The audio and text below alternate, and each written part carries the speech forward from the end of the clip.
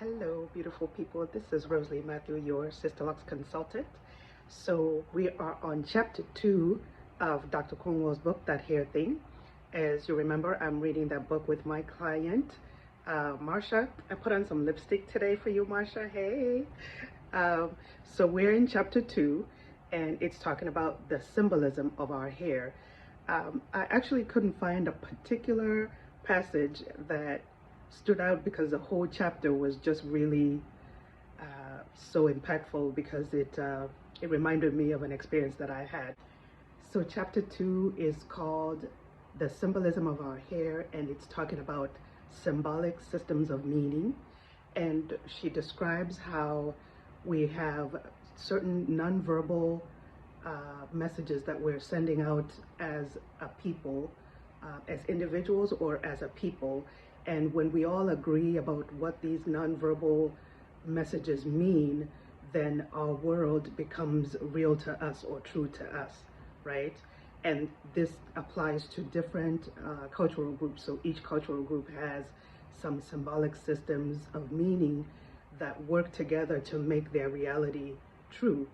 And when you come into contact with other cultural groups that have different symbolic systems of meaning, the two systems come into conflict because usually one group is trying to tell the other group that they're not normal because their normal is based on their symbols or their systems versus the other person. She gave an example of a young girl being bused to a school across town, and I'm assuming this is like, during segregation or something like that. Or you live in one place where you're the majority and then you're being bused to a place where you now become the minority. So she gave an example of the little girl getting her hair done up all cute by her mom because she's going to this new school and she's gonna put her best foot forward. And then when she gets there, she finds out that the people at the other school are feeling like her hair is not normal. The things that she is doing to her hair are not normal. And so that puts that individual in conflict within themselves because they thought they were putting their best foot forward, and then this other culture doesn't believe that that is normal. All right. So it reminded me of this experience I had when I first came to America in 1989. I was 12, and it was such an exciting time to be, leaving a whole continent, all your friends and whatnot, to come to America because all of America, we had seen it on TV, right?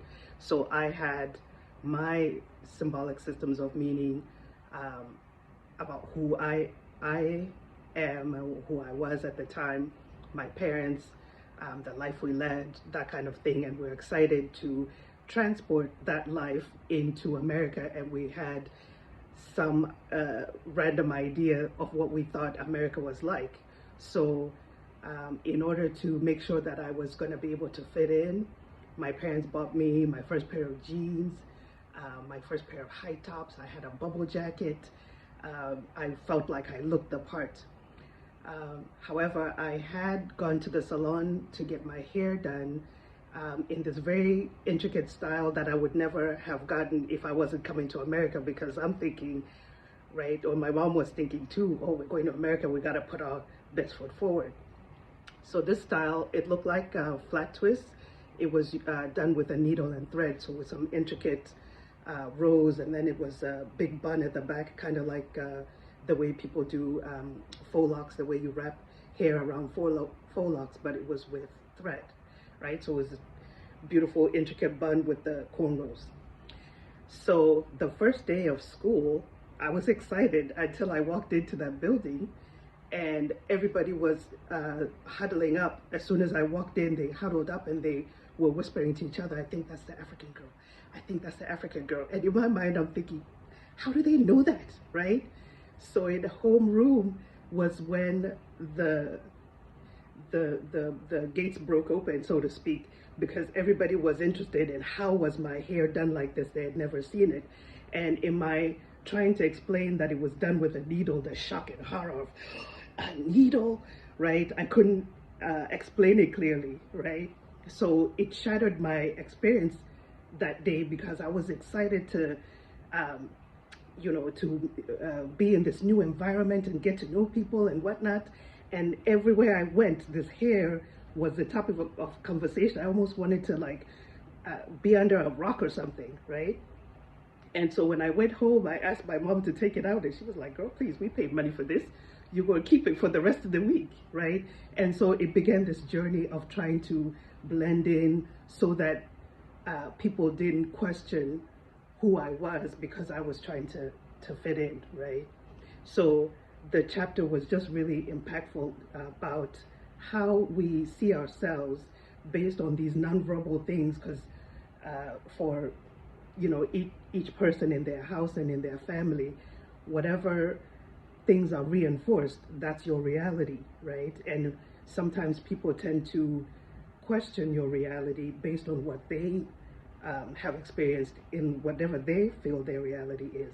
So it's just a really deep perspective to think about, and it makes you really think about how you interact with other people, how they react towards you, and how you can pause and see where they feel their reality is, where your reality is, and how you can bridge that gap to let them know that that might be true for me, but it might not be. I mean, that might be true for you, but it might not be true for me. And how do we come in the middle to try to understand each other? So, wow, yeah, that's what I got out of chapter 2 this time. So, if you want to read the book with us, please pick it up. Actually, you can get it as an ebook on Sisterlocks.com. I think it's only $10.